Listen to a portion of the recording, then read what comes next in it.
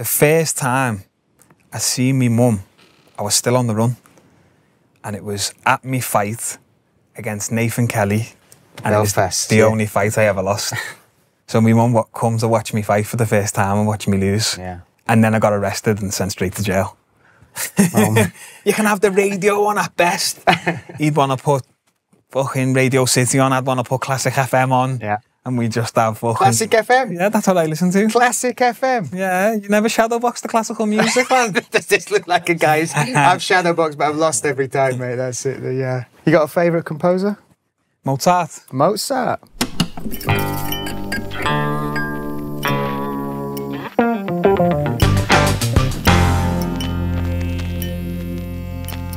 So here I am, sat with the man himself, Mr. Shem Rock.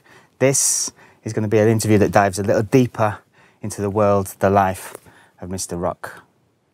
Shem? What are we saying, Bryan? Shem, what are we saying? Is there moments in your life, Shem, where you wake up in the morning and you kind of go, I'm Shem Rock? Is there moments where you kind of just go, this is real? What's it like waking up every day as Shem Rock? I've always been Shem Rock, so it's just normal for me, lad. Come on. Look, you get to see from the blessed side. Before, what life wasn't always blessed, Yeah. so it's good I've had the contrast before and now, and it makes me even more grateful for what I've got. Yeah. But times are good, what can I say? I'm here, I'm in Germany, I'm getting to fly around the world and punch people's heads in for a living, so I can't complain. Did you ever think this would be your living? Like, because again, you talk about this moments where you look back and the life before, what happened during you being away for so long, and then now. Did you ever think that, even dare to dream that this could be your life? From the day that I found martial arts, I was completely deluded that I knew I was going to be here. And everyone around me would say the same thing. What are you on about, lad?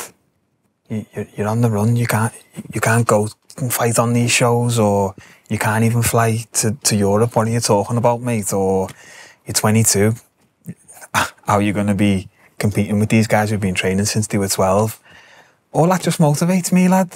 I'm the type of guy, if you tell me I can do it, I don't want it anymore. It's too easy. You've got to make it hard for me. You've got to tell me, nah, you can't beat him. He's too good for you. But he's a better grappler, he's a better striker. And that's when I want to show the world what I'm made of. I've just got that something in me, lad. And when I've got that will to fucking win, I can't be stopped. There's obviously the story that has been told. We've told it. And for people that maybe haven't been aware of it, the documentary we made, I think it's got nearly 500,000 views across all platforms of your story. Crazy. And it is the craziest story. Like from... It's got more than that when you think about it, because sometimes I'm just scrolling on TikTok and I see a video with like 5 million views and I'm like, that's me?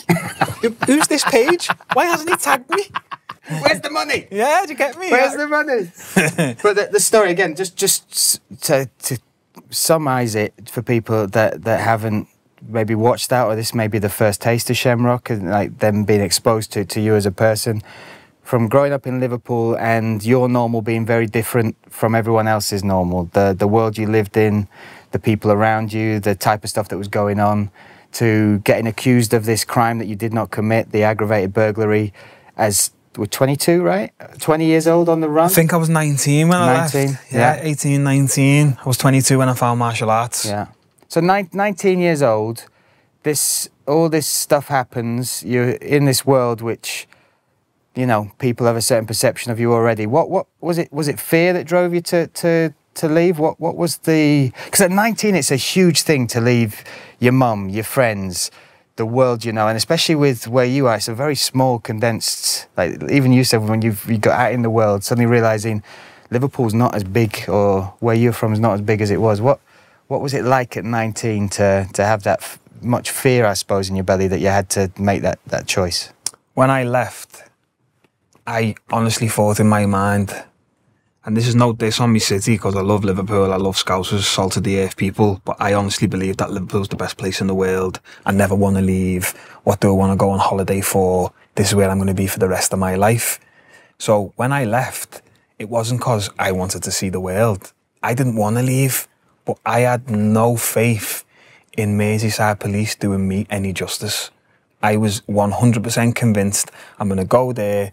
It's going to be a jury that look at me as a scumbag. It's going to be police saying all these mad things about me that aren't true. And it's going to be a 10-minute, yeah, done, jail, next case. And I'm going to be like, what? But I didn't even get to speak.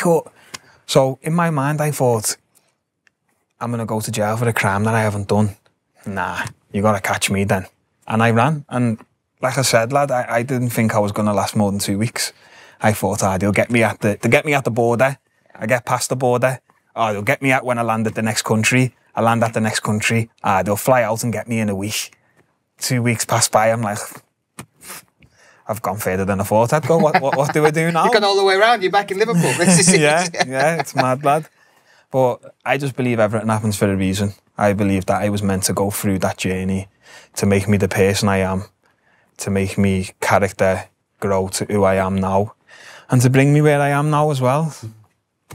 What about, like, and again, because when we talk about this and when you talk about it, like, you've obviously learnt those lessons, you've gone on that journey, you see where you are now, so it all has a meaning and a purpose. But there must have been points when you were that kid, that 19-year-old, and you didn't know what was next, or, you know, where you were going to go. What were the darkest moments that, and again, this is me trying to imagine even how that would feel.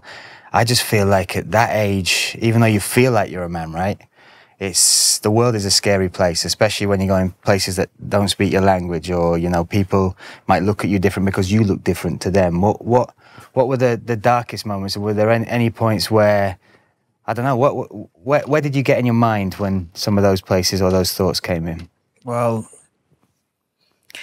I've never prayed for the easy life. I've prayed for strength, and I believe that God put me through tough times to make me a strong man. And there was times where I can't see me mum, ain't seen her for 7-8 years. Merseyside police are kicking the door off every other week, taking pictures of men pulling up to the house saying it's me, to get a warrant to kick the door off. After the door gets kicked off 5-6 times, the landlord evicts her. She's got nowhere to live. But I'm fighting in 2 weeks against former UFC veteran Rocky Lee in Taiwan, and I'm flying out and I'm losing 6, 7, 8 kilos. But my mum's ringing me saying, I've got no money, I've got nowhere to live, you've caused this. But it's stressful, bro. It's stressful enough fighting. Yeah. That's the first and last time I can say as a grown man I cried. Trained with me professor for an hour straight, and he just fucked me up for an hour straight. Slapped me, took me back, choked me out, and afterwards I cried. And he must have thought I cried because he just fucked me up. But no one knew what I was going through. Yeah. Sometimes, lad, we don't really, as men, we're not the same as the other gender, where we want to speak to someone and get it off our chest. Sometimes we hold it in. Maybe it's not the right thing to do, but that's the type of person I am, lad. I'm not going to, let me go and speak to a counsellor. Yeah. That's not the man I am, lad. And it was hard, lad, but like I said, I prayed for strength. So I had to go through these tough times, and I honestly believe it would have broke a lot of people, but it just motivated me, lad. Like, when I stepped in that cage to fight, that 2 weeks later, you couldn't have stopped me. That, I honestly think that was the most mental fortitude in the cage I've ever had. Like, losing didn't matter to me then. Getting knocked out didn't matter to me then. It was bigger than that. I was literally like, I'm going to kill this guy. That could have been Merseyside police in front of me, do you know what I mean? Like, I was just ready to kill. Yeah. And maybe that's what I needed to win that night. Maybe on another night he would have beat me. But that night, no one could have beat me. I believe that. You got such a special relationship with your mum, and I gotta say, like, seeing it and seeing you with her in Manchester for the first time, I've seen all the online stuff, the food, the Shem Scran, shout out to that, all the stuff is... But you've got such a special bond with your mum. I think you've been through so much together away, and, you know, from those times to coming back together from the prison, the getting acquitted in 15 minutes from the crime you didn't commit, to then being back in her arms, in her house.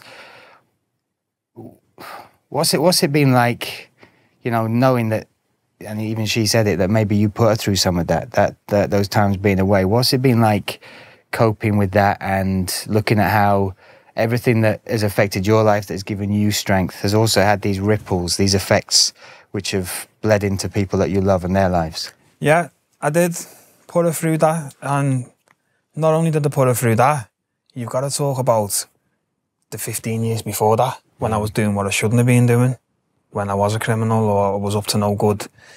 My mum, my little brother, my aunties and uncles, obviously the representation of the family name. My family are proud people, my family are God-fearing people. So it's not exactly what they want to see from someone carrying the family name, a blood relative. And now that I'm on the flip side, it shows how proud they are of me, lad, and like where I've come from to where I am now. My mum's been through a lot, lad, and that's why I want to give her the world and more, lad, because fucking I owe her it. She fucking dragged me up, a single mum, 3 of us by herself. So she deserves fucking more than what I can give her. What, because you talk about your brother then and your siblings, and now you live with your brother, he trains at Next Gen, right? Yeah. Do you feel like you've got this position now because of all you've been through and because of where you are, stature and, you know, profile and the opportunities you've got? Do you feel like you are almost like their father figure as well? I think so. Yeah. Yeah, like I'm the middle, but it's almost like I'm the oldest. Right. Yeah. When I left, my little brother was a child, and when I come back, he's a man. Wow. And I went there to help shape him as a man.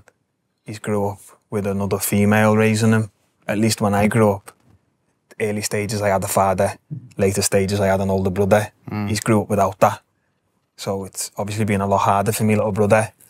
My little brother's been there through all of the tough times when I was doing what I was doing, and when I was gone, he didn't have the choice to leave. He was staying there with me mum. People don't know, but he suffers with mental health. He's got PTSD from what's happened with all the Merseyside police. They've sued the police, they've won.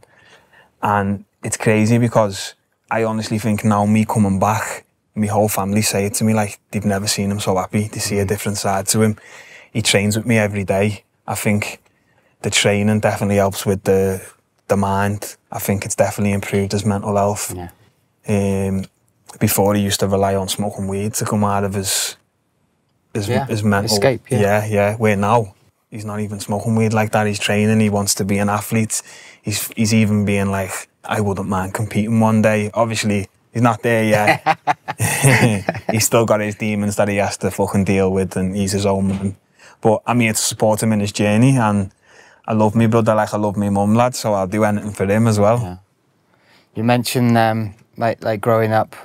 And we know the story of your mum, and what's the story with your dad now? Have you got a relationship there? What's that like? Is there anything that? Yeah, you know, my dad is my dad. He's fucking give birth to me, lad. Yeah.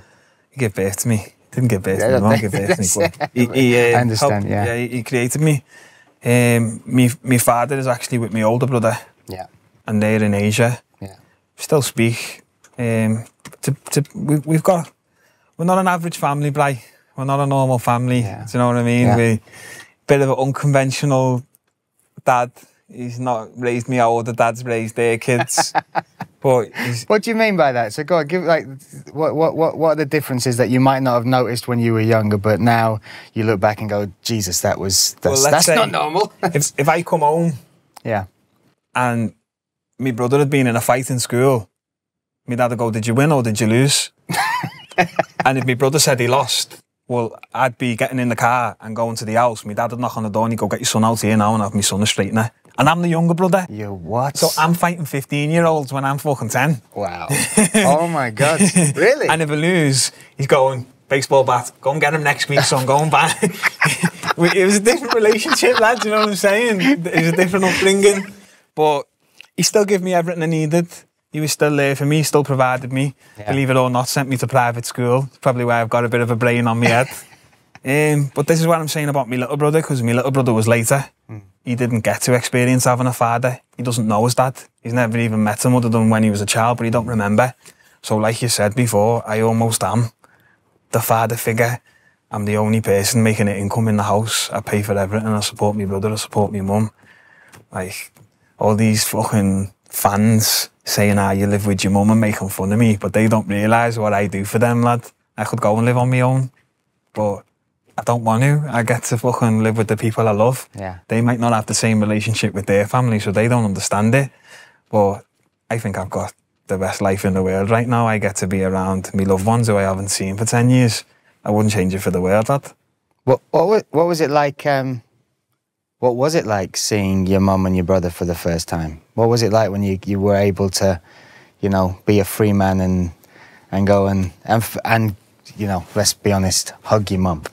The first time I seen me mum, I was still on the run, and it was at me fight against Nathan Kelly, and Belfast, it was the only fight I ever lost. So my mum comes to watch me fight for the first time and watch me lose. Yeah. And then I got arrested and sent straight to jail. Oh, man. So it was a bit of a mad time, you know what I mean? Yeah. Like I said, lad, I've been through it. Tell me about it, because obviously she came to watch you fight. The fight is one story, and again, you always talk about learning less. You even said to me that you knew it kind of would happen, but you went there and, you know, you were just going to face it 10 years away, all that time from your friends, your family. You wanted to just deal with it, get back there, get it done. But outside of that, there is the emotions of, you know, seeing those people that you maybe only had phone calls with before for a long time. What was it like when you first saw your mum? It was emotional, lad. It was probably not the thing you want on fight day before you're about to step in the cage, but I didn't even plan to see her. I planned to see her afterwards, and she was the first person I seen when I walked in the venue. She was going to the bar, and I was walking in. First person I seen was my mum. What was that moment? Go on, what did you say? What did you do? She just cried, lad. She's a woman, and she just cried. And she's a mum? Yeah, she's a mum. Yeah. And wouldn't let go of me. Had to peel it off me. Underhooks, get in there. Yeah. And then I had to go back into the zone. Yeah. And fucking go backstage, warm up, get in there, fight. And then I didn't get to see her afterwards, which was a bit shit. So it was probably better that I did see her before. Maybe that was meant to be. Otherwise, the first time I would have seen her would have been on a visit in jail, lad. Yeah. Which definitely isn't ideal, is it? What was first time you saw your brother? So what age did you leave him? What was the time you left him, and what was the first time? He's 22 now, so how old was he when I left? 11, 12 or something. Wow. Yeah, he was a kid. He was a proper kid. I remember seeing him and going, fucking hell, he's bigger than me. He's about 93 kg. When I left, he was a fucking little midget. He's the biggest out of all of us, probably. The most athletically gifted as well. Really? Yeah. But yeah, I think first time I seen him was either there at the fight or on a visit in jail. I can't remember. Yeah. Wasn't nice seeing him from jail, like. Yeah, of course. Yeah. My mum's like me. My mum's staunch. Yeah. My little brother's a bit softer, so he was crying on the visits, and I'm like, lad, what the fuck are you crying for, lad? I'm on the wing with other lads here. Can't have me fucking people crying on visits. Stop, lad. But I get it, lad. It is what it is. It's hard to see the people you love in fucking... in that environment, right? Yeah. Especially when you know you shouldn't be there, right? Yeah, of course. Yeah. What were those... What was life like? And you were there for how long? 6 months? I've done 6 months on remand. I think just over 6 months, like a few extra days. Yeah. So 6 months, and what I've, and again, tell me if I'm wrong, but what I know of you, or what I've experienced from you is, and I feel very lucky that I've met you on when you're not just the showman, when you're not just, you know, on fight week. We've had those moments where we've had food, or we've just been around. So, like, it's one of the things I want to do this podcast for, because I want to show people the other side. Like, it's a joy being around you and seeing your effect on other people. But you've also got this shield, this guard that does come up, you know. And again, I can't even imagine it, but in prison, especially with your name, your reputation, the stories behind you, what was it like 6 months in there? Was it survival mode? Did you have to prove yourself? What were there dark times, you know, where, I mean, what was it like? So, you got to think, like, this is the local jail in my city. I'm probably one of the biggest MMA fighters in my city. And not only that, the life I used to live before, I've probably got a name from that. Then I've got associates, family members who maybe are still in that life. So you land on the wing, and the first thing you're doing is seeing who's on the wing to see if you've got a problem. Obviously, it's a small city. Everyone knows everyone. I know who I've got trouble with, and I know who's fucking might want to cause a problem with me. So I had to almost, for the first time in my life, revert back to the guy I was. And it's weird to say it, lad, it was an easy switch to flip, where I thought I'd never be that guy ever again. But it's almost like you're the fucking prey or you're the hunter, lad, and Shem Rock's not prey, lad. There was altercations in there sometimes, there was a few things, but who the fuck wants to fight with the man who's fucking professional fighter and trained to fucking fight in a place where there's no guns, no weapons? As soon as I come on the wing, anyone who had a problem with me moved off the wing and went on the next wing. So that says it all. Like I said, it was only 6 months, so I'm not going to speak like I've done 10 years on a lifer's wing. Do you know what I mean? Yeah. But it wasn't nice, lad. We were during COVID, so even though the rest of the world was free, suddenly, funnily enough, it was still COVID in jail. So we're 23 hours behind the door and only getting an hour out a day. So when you come out that hour a day, how do you think everyone is on the wing? Yeah. You think everyone's just chilled? Nah, people are angry, bro. People are vexed. You as soon as you come out your pad, lad, your instincts are heightened and you're ready for whatever might happen. But I was the boy on the wing, lad, so I was all right. Seen some mad things, had some mad moments, but God's got me back and I'm here safe and sound, so that's a point in my life I never want to go through again, and I'm going to make sure I never do go through again. That's for certain. What was going through your head for 23 hours, locked in a cell? What were the things that got you through? What were the thoughts or the highest level of mixed martial arts? Yeah. Didn't have a TV. Didn't do nothing other than train. I'm in my pad. Made my own weights. I used to rob the mop poles, put them down my pant leg and fucking hobble up the stairs and make weights. I used to shadow box. Me and my pad mate used to just punch fuck out of each other. My pad mate used to be like, lad, EastEnders is on, just let me have the telly. I'd pick up the telly and smash it. We're not watching telly in here. You can have the radio on at best. He'd want to put fucking Radio City on. I'd want to put Classic FM on. Yeah. And we just have fucking... Classic FM? Yeah, that's what I listen to. Classic FM? Yeah, you never shadowbox the classical music, man. Does this look like a guy's... I've shadowboxed, but I've lost every time, mate. That's it, yeah. So, yeah, the thing that got me through, lad, was just... When I come out, lad, I just got a major chip on my shoulder, a major point to prove, and I just want to come and take everything from everyone and prove I'm the fucking best in the city, and then after that, prove I'm the best in the country, and then after that, prove I'm the best in Europe. Like, I always set goals for myself, and it's crazy because I always feel like I achieved them quicker than I thought I would. But once you achieve a goal, then it's the next goal, it's the next goal. I'm motivated by chasing things. I've got nothing to chase. I get almost depressed. Okay. Not depressed, but I just get that itch, like I want to go. And that's what jail was for 6 months. Just like, let me chase my goal, let me achieve what I want to achieve. And them screws in there, dirty bastards didn't help. Like, they'd come, you get gym once a week, they'd come open your door, get to my door, nah, next door. And I'd be like, why can't I go gym?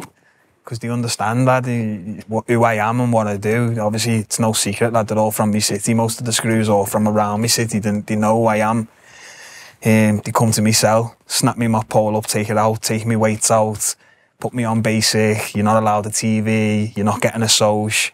But none of that breaks me, lad. I'd be like, well, fuck you then. I don't give a fuck. But like I said, lad, sometimes that shit just motivates me even more, lad. I just want to prove a point to the world after that. And I'm sure them same cunts now are watching me fight. I can fucking guarantee you that. Going, he was in my jail, you know. yeah. But there was the odd few that were all right in there. Yeah. Used to give you a little bly. Do you know what I mean? Yeah. But any man who locks people behind the door for a living isn't one of my people. That's for certain. Classical FM? Classical Classical FM. You got a favourite composer? Mozart. Mozart. Can't go wrong, can you? Can't go wrong with a Beethoven. bit of Aussie, bit of Beethoven. Yeah. That's it's amazing. But that journey, that motivation. You look at where you are now, mate. You look at this platform. You got people that have watched your documentary, and I looked at the comments yesterday underneath that documentary. So many people talking about being inspired. So many people wanting to know more. So many people like telling a bit of their story as well. And what does that feel like? What does that add pressure? Does that what's it like when people reach out and say that your story, this thing that happened to you, is now helping them? It's crazy, lad, because the amount of messages I get on a daily basis, especially on like TikTok, which I was surprised because I'm not really on that platform that much. They just give me some crazy messages like, you changed my life, or I'm doing MMA because of what I seen you do, and I wanted to kill myself 2 years ago and now I'm in a better place after seeing what you've done. Like, you don't realise like how many people's lives you can touch without ever even knowing them or meeting them. And even like in the everyday life, walking through my city, and I'm like, what, who's this staring at me? Why is he looking at me? And I'm thinking, what, have we got a problem here? And then you come over like, I just want to let you know I'm just a big fan. I've watched all your fights. I love your story. Keep doing what you're doing. Keep representing for the city. And then it hit me like, oh yeah, I forgot what I do for a second, or who I am. Like, because do you? You wake up, I don't know any different. You know what I mean? I love the fact that I'm inspiring people, but then there's also the opposite end as well. It comes with both. Do you know what I mean? You can't have yin without yang. You can't have good without bad. Yeah, it is what it is. But this is kind of what is unique about you, because you are polarizing. I mean, you've felt it in Oktagon alone, right? There's fans that love you and behind you, and then there's fans that, you know, they're tuning in to kind of watch you lose. They want that. They want to see the downfall, not just that. What's that like? Because I find it hard to believe that you're not aware of some of the stuff people say, and especially with your story, your background, people have a perception of who you are, you know, or even what your life might be like right now. Like, it's mad when I tell people how picky you are with food, and like even a bottle of water you'll check to see what's. That's what I did when you give me exactly. Like that. Just check it out. Yeah. So people have this perception of you. Does any of it get to you? Any of it? Like when you get in the backlash from the Pokorným, the fight coming off. Does any of it go further than skin deep? Do you know what, lad? The motivation messages are great, but I love the other ones more. I really do, you know. Yeah. I think they get more of my attention as well. I think I reply to them more. I think I message them ones back more. Is that healthy though? Is that like, because then you're like absorbing negative energy and you're only fueling it? I think it just motivates me, lad. Yeah. I think, do you know, after the training session, if you were like, Shem, you were great today. Shem, you were shit today, lad. Your guillotine was terrible. You need to work up. Okay, coach, watch tomorrow. Yeah. I'm going to work this more. And it's like negative reinforcement or something like that. Do you think that's because you talk about your environment, you said there's a lot of negativity when you were young. Is that just maybe because of that? Maybe because you're so used to absorbing that type of stuff that's your food now. That's what. I guess that's a job for me, fucking psychologist. Right, put your feet up. Let's take you back. Don't get me wrong, lad. Some people say some mad shit that I don't reply, like the racism ones do me. I didn't. Yeah. People talking about me mum and that, but you can't get motivated by that because what you say to that. But the ones where it's like, you're shit, or your fight with Lima was terrible, or you are boring. Yeah. Them ones get me out of bed. So yeah, I was boring, was I? In the pads. Watch the next fight. But like I say though, all the time to all of the fucking the up and coming lads, anything that is out of your control, you cannot let it take over your life and stress you. If I've got no control over it, what can I really do about it, lad? Yeah. I just take all of that with a pinch of salt and just keep it moving, because, like you said, the real people who I let in past the barrier know the real me, and I'd value their opinion. If they come to me and said, Shem, you've changed, you're acting different, you're not the guy you used to be, then I'd be like, whoa, something's up here. But these guys who are watching from afar, they don't know me from Adam. Yeah. They don't know what my favourite colour is. They don't know how picky I am with my food. They don't know I carry a memory foam pillow through every airport. Like, I don't take their opinion too close to the heart. I'm not really bothered. That's wise. That's a wise head. And this is the other thing that I think, when I look at those 10 years that you were away, and then you came and you're now at Next Gen, you are kind of one of the more experienced. You're the one of the fighters that, and it's a mat full of killers and high achievers and a phenomenal gym. But you are one of the guys that people look up to. What's it like thinking about, you know, that 10 years being away for that amount of time, not able to train in a gym like that, which is, as you say, that your home, in, you know, many people's opinion, one of the best gyms, not just in the UK, in Europe, possibly the world. What do you think about that time that went over those 10 years? I know you don't regret it because it's where you are now, but you kind of wonder where you might be if you hadn't have had that time away. So I watched them from afar, from a very young age, as a mixed martial arts fan, first of all, before I'd ever trained. Growing up watching your Cage Warriors, your Paddy, your Chris Fishgold, your Mollies. Like, I was watching them before I even trained. I've always loved watching fighting, whether it was MMA, whether it was the old school boxing, when it was your Prince Naseems. Legendary time. What a time. So I've been watching them and looking up to them. And then when I've started training myself, I wasn't in Liverpool training. I was over there, but I'm still on the mats. I'm training with Brazilian Jiu-Jitsu black belts from Brazil, 4th degree black belts.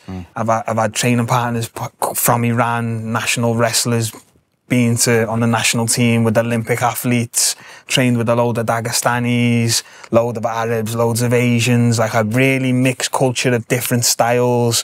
I've got to travel and compete in so many different countries, see different cultures. What a life. Yeah. Right? But all of that shaped my game. So in the beginning, I was doing pure jiu-jitsu with pure jiu-jitsu guys, pure boxing with pure boxing guys, pure Muay Thai with pure Muay Thai guys.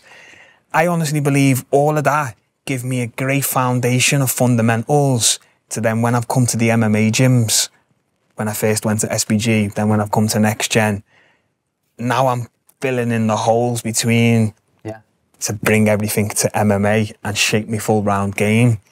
And I think I can honestly say now I am a mixed martial artist, where before it was like I was a grappler with striking who could wrestle. Now I am a mixed martial artist. If you were to ask me what am I best at, it'd be MMA as a whole. Where before it'd be jiu-jitsu or it'd be Muay Thai or it'd be... And I think, like I said, everything happens for a reason. I think that's what I needed for the progression to get me to where I am now. I'm probably touching the peak. I've probably got 4 more years of peak Shem. Obviously everyone's different. I could be like Yao Romero and be 40. Who knows? No one's like Yao Romero, come on. No one's like Yao Romero. So what's that 4 years look like? In your head, like you've again, even you just saying it means that you've almost marked it, and it's realistic, right? This game is not, there's not a big window, and anything can happen, injuries, all sorts can affect the game. How will you sit back in 4 years' time, say you do hang the gloves up then? How will you look back and go, everything that I've been through, everything I've sacrificed, in your eyes, how will that put a smile on your face, not regret in your heart? I honestly think I don't look past fighting. I've never thought about what will happen after, very rarely. Yeah, okay, maybe I'll go into coaching, maybe, but I'm not thinking about it, don't care about it. Right now, I'm focused on being the best I can be. And 4 years' time might be time to hang up the gloves, but I know me, and I know I will keep doing this till the wheels fall off. So when I should retire at 34, I'll probably retire at 38 after losing 10 fights in a row. Like, I just love to fight, right? And it's going to take someone else to stop me to make me stop, I think. Really? Yeah, I don't think I'm going to stop when it's time to stop. I think I'm going to I'm going to be like Tony Ferguson or something. I don't give a fuck, lad. But I think... But like, as far as achievements, what will put that smile on your face? What do you think, you know? This is where I think I'm a bit weird. Like, when I speak to other people, they talk about titles and they talk about wins. And I like looking at the pictures and looking at the videos, and I don't care about the gold, the medals, the title. I'm not bothered. I don't even know where my old belts are. I don't even know where my old jiu-jitsu medals are. I leave the competition, I throw them in the bin, and honestly, it doesn't do nothing for me. I really don't care about it. I like meeting the new people, going abroad, training, the new cultures. The most important thing for me is the training. Like, if I could never fight again but keep training, I'd be happy. If I could only fight and not train, I'd be depressed as fuck. Really? For me, training's the most important thing. It's the thing that I value the most. Yeah. The thing that I'm happy doing every day. Fighting is just me showcasing my skills. It's a product of what I've developed. If I couldn't fight, it wouldn't be the end of the world. I could still be in the sport and I could still be happy. But looking back, I think it would probably be the actual fights themselves, where I've got to show, hey, Rim, remember we were drilling this for months and then I went and hit it in that fight. I remember I'd done that get-up that I never used to be good at, but you made me fucking drill it for 6 months and then I'd done it against a third-degree black belt. Yeah. They're the things that I think that'll stick with me.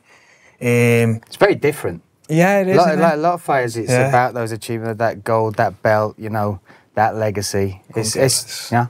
Unless it was made of solid gold, then give me the belt, I'll go and sell it. Yeah. Obviously, what happened in Manchester is something that took a fight away from everyone. Yeah. Right? That incident with Pokorným, the weigh-ins. What went through, and again, I know you felt the line was crossed. Again, he's a police officer, so he's already representing something that you got a big issue with and that, of course, a big problem in your life. But what was that like after, you know, once the dust had settled, to see that fight disappear? And also, you were in the arena. A lot of people were there for you. What was that like, sort of having to deal with? I think maybe people didn't realise the perception that I was going to receive in that arena. People didn't understand because, like, the tickets are bought off the Ticketmaster, so nobody... It's not like I've got physical tickets and they go, whoa, Shem's brought 2,000 fans. Yeah. So no one knew. But I knew beforehand. I knew, like, what, I'm on the prelims? Are these sure? Like, everyone's going to be there for me, you know? Like, I knew that. There was no doubt in my mind. The one that shocked me was George Staines. He had fucking loads there. Yeah. Little army, mate. Yeah. The whole were in full effect. Yeah, I didn't think people would travel that far. That's good. But I knew, like, I'm the draw. I'm going to bring the crowd here. And that's what disheartened me the most about that situation, that these people are hard-working, normal civilians who go to work every day and have spent half of their paycheck to come and watch me fight and now didn't get to do it. And I feel bad that I've took that money out of their pocket for no reason. And I say this, lad, I wish I could give them it back, but I fucking can't. I'm not there yet, you get me? Get on me in 10 years and I'll reimburse all these. I owe you. Yeah. I owe you. So that's what I was disappointed with the most. And when I look at what the fans say and I look at the comments saying everyone's siding with Pokorným, I get it because majority of the fan base is from his region. Yeah. But people need to know what he was saying to me, lad. There's lines. Like, I get it. I was calling him a police officer and I was slagging him and I was slagging his skill set. I never talked about his mum. I never talked about his kids. I never talked about none of that shit. That was him. He opened that can of worms and I told him, mind what you're saying, because when you see me in real life, I'll keep the same energy. And then when he sees me in real life, he wants to be like, hey, friendly fight. Nah, we're not having a friendly fight, mate. That line's being crossed. And it's the same what I was saying in the presser yesterday about Oktagon, when he's saying after he knocks me out, I'm going to go back to burgling houses. Like, there's certain things that you can't come back from. We won't be mates after this. Where if you keep it, you want to promote the fight, you want to say I'm shit, no problem. Afterwards, I go for the little bevy with you. I'll be on the waters, you can be on the Jack Daniels. But once you cross the line, lad, that's out the window, bro. And that's why, even though what happened was bad, I don't feel bad for him. I don't care. He could have fought that night. I know he could have fought that night. I've kicked 1,000 livers in my lifetime, and I'll tell you now, I did not touch rib. It was 100% soft.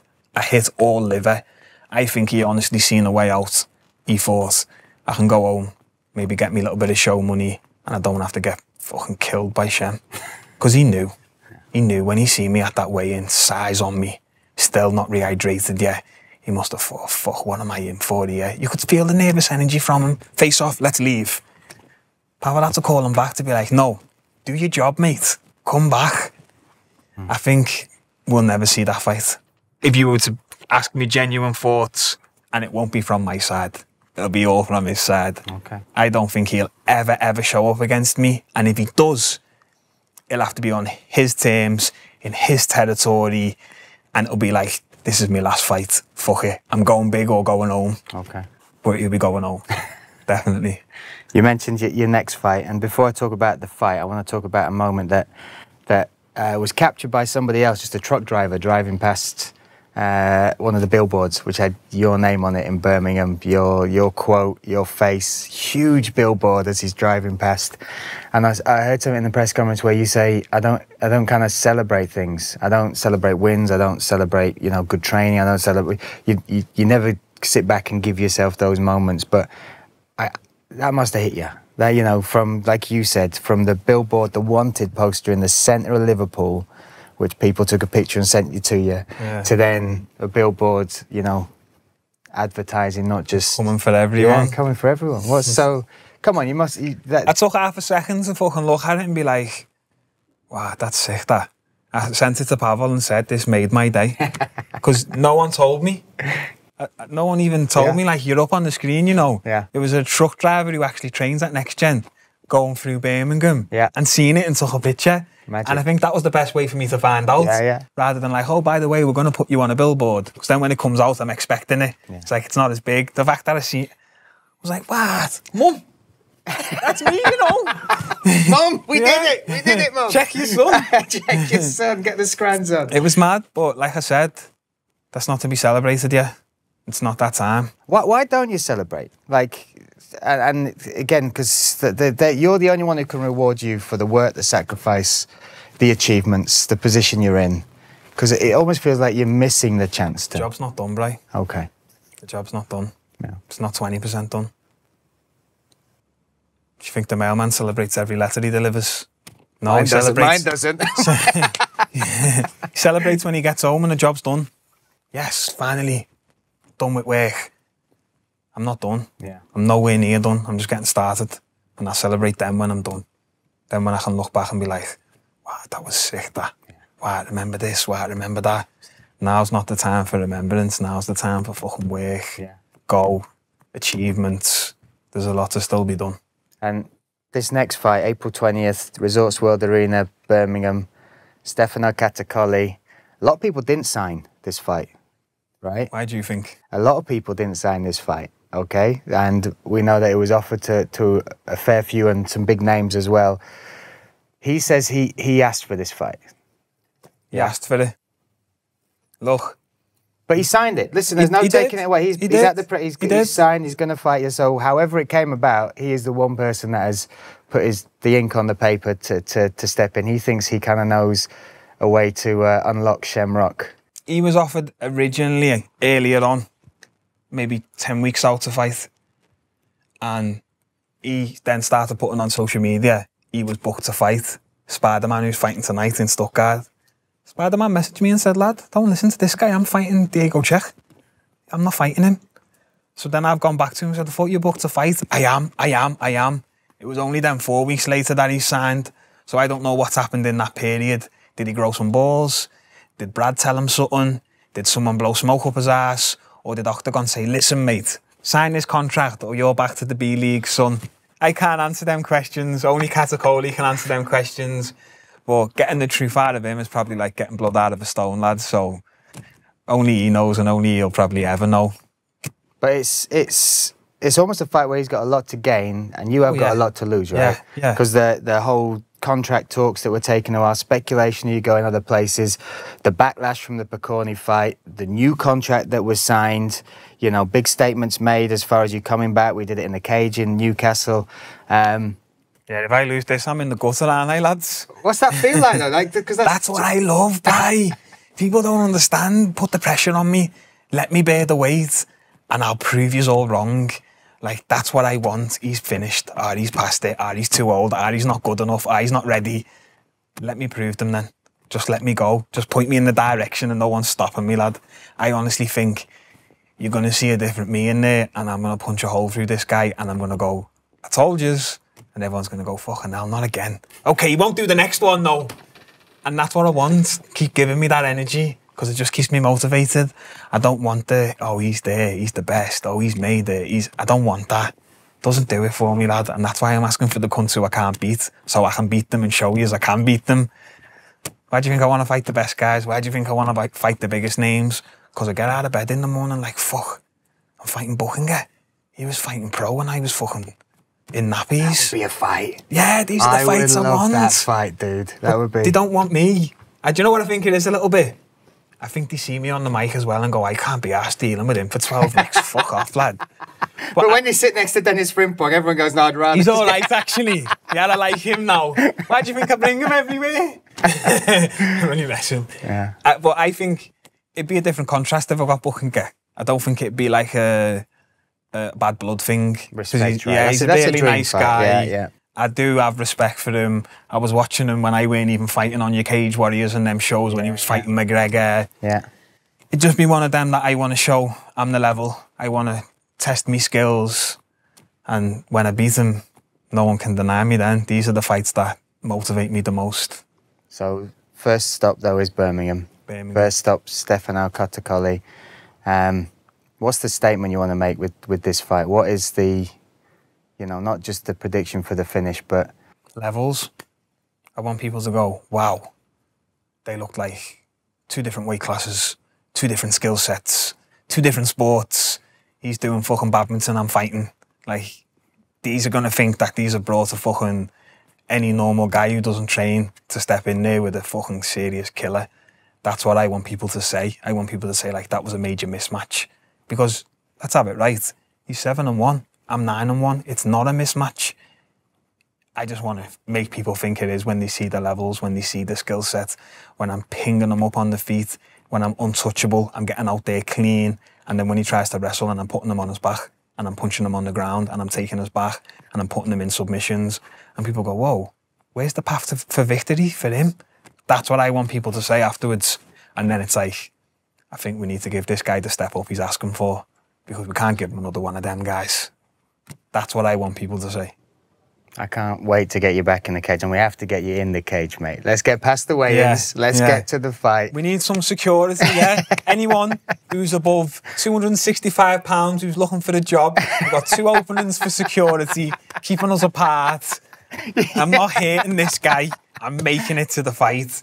But let's see, does he make it to the fight? Okay. Because he signed the contract, but we're not there yet. Let's see, does he make it there? If he does, all respect to him. But I'm just seeing nervous energy, timidness, looking at the floor, eye twitches at the face-off. Does he want to be here? I don't feel like he does. Well, we'll see. April 20th, Yep. Resorts World Arena. Watch this man, theticketfactory.com. Get your ticket, Shem. Pleasure. Thank you. 20. dubna Oktagon 56 v Resort World Areně v Birminghamu. Vstupenky zakoupíte na webu theticketfactory.com.